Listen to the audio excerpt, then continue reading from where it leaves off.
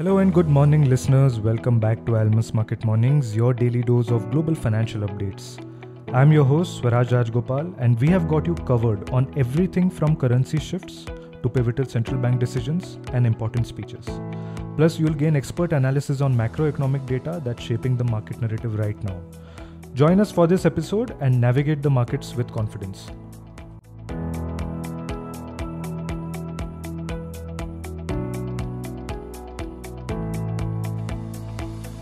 Attention slowly is moving toward the dollar strength being experienced in the Asian FX markets. Chinese central bank set the yuan midpoint at 7.1192, which is the weakest level in the past 6 months. This has caused the offshore Chinese yuan to weaken to 7.28 against the USD. Why is this important? Because it triggers further weakness in currencies of countries competing with China. Morning, JK. Despite a dollar holiday, we saw a jump in USD-INR. With the current set of weakness in the Asian currencies, do you expect rupee to continue to be range bound? Good morning, Swaraj. Yes, I think rupee is definitely stuck in the range between 83.30 and 83.60. We saw good inflows in the last few days, but as we came near 83.35, nationalized banks have started to absorb the flows, perhaps keeping in mind the overall strength of the dollar and not allowing rupee to gain too much. That's the reason why we saw a jump from 83.34 to 83.47. In fact, yesterday, despite very large inflow of about 7,000 crores to the Indian equities. So Indian equities, of course, hit a new all-time high once again, both for the banking index and the main NSE index. But that trend has been continuing, but the rupee has not held any sort of correlation with those trends, of course. Going forward, I do expect that we will have consistent flows for the bond market, but that will be definitely not leading to major strength in the INR because one, RBI will keep absorbing and replenishing their reserves, and also the Chinese yuan weakness, triggered further by higher fixing by the Chinese central bank today at 7.1192, and this is the highest fixing in the last 7 months. So that keeps the Asian currency pack also on the weaker side, and the rupee, if not weakness, at least it is going to be stable within the range. But if we do see further break like 7.30 and all on the offshore yuan, that is when we need to see whether RBI also lets the rupee to fall further.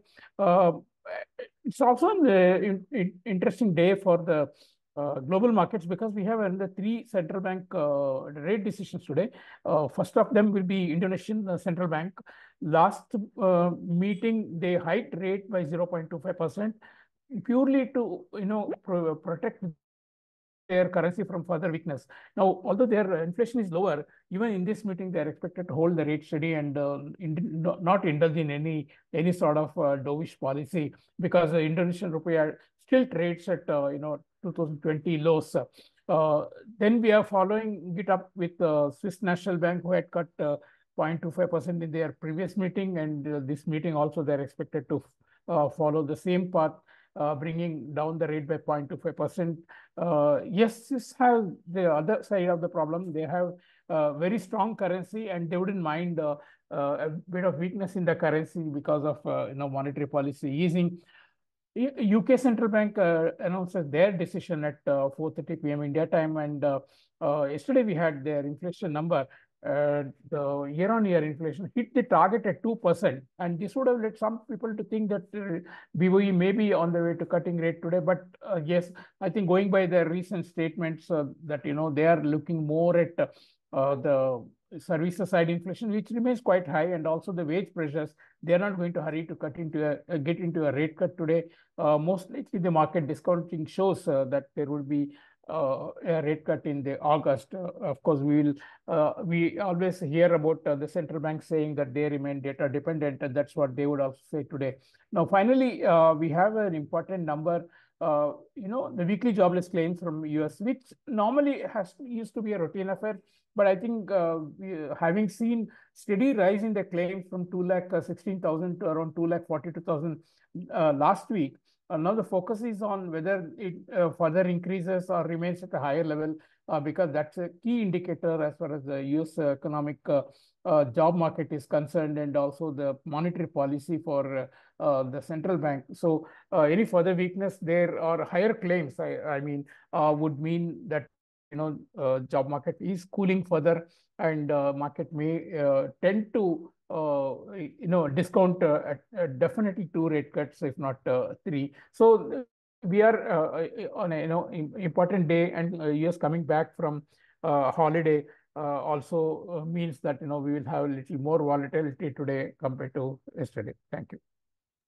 Thank you, JK. And of course, it's the event day. Three central bank rate decisions: Indonesia, Swiss, and BOE. Indonesia, however, hiked rate last time to protect their currency from weakness. And this SNB, they had cut rates by 25 basis in the last meeting, and they are expected to cut rates this meeting as well.